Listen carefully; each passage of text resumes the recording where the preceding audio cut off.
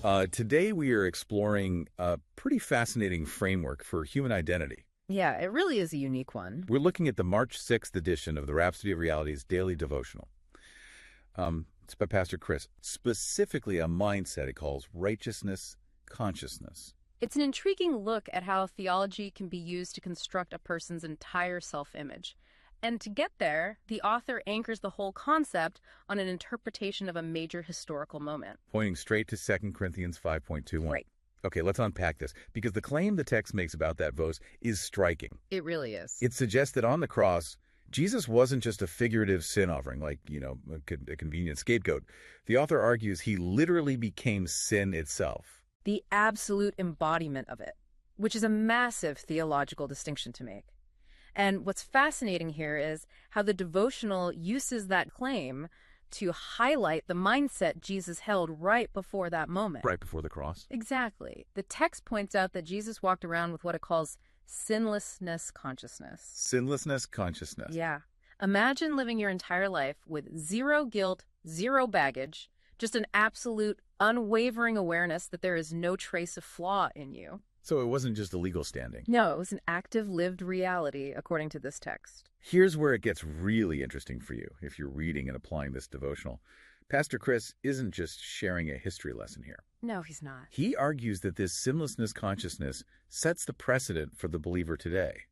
The text states that you must adopt a righteousness consciousness. Right. It claims you aren't just handed a clean slate. You actually become the expression of God's righteousness. It uses this incredibly vivid imagery, saying you are his righteousness, literally walking and talking in human flesh. Walking and talking in human flesh. Yeah. But let's ground that. What does that actually look like for someone trying to apply this on a random Tuesday at the office? Well, think about the traditional narratives so many people carry around. The label of the forgiven sinner. Oh, yeah.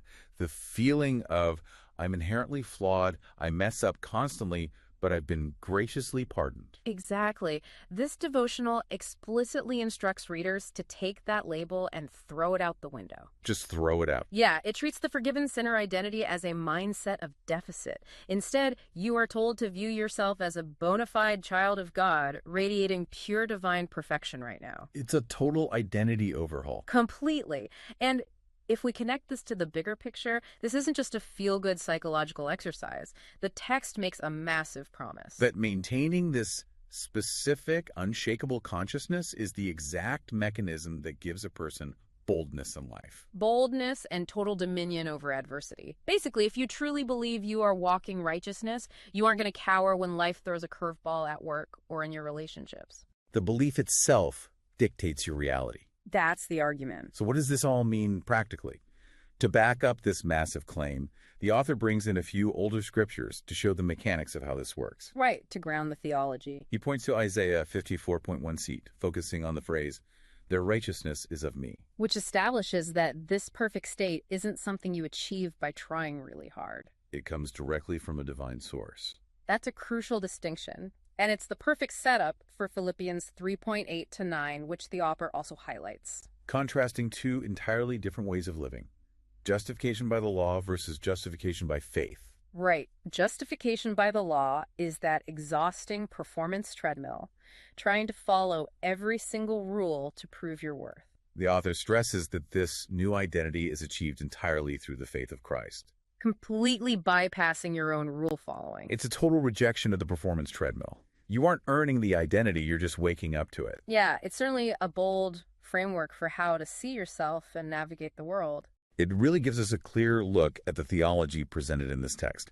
If you want to read the devotional and explore these concepts further for yourself, you can visit www.rhapsodyofrealities.org. Before you go, though, here is an important question to ponder.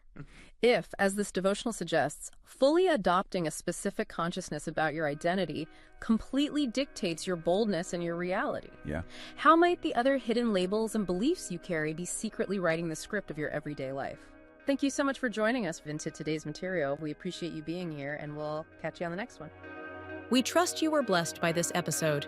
To gain unlimited access to Rhapsody of Realities by Pastor Chris, please download the Rhapsody app using the link myapp.rhapsodyofrealities.org.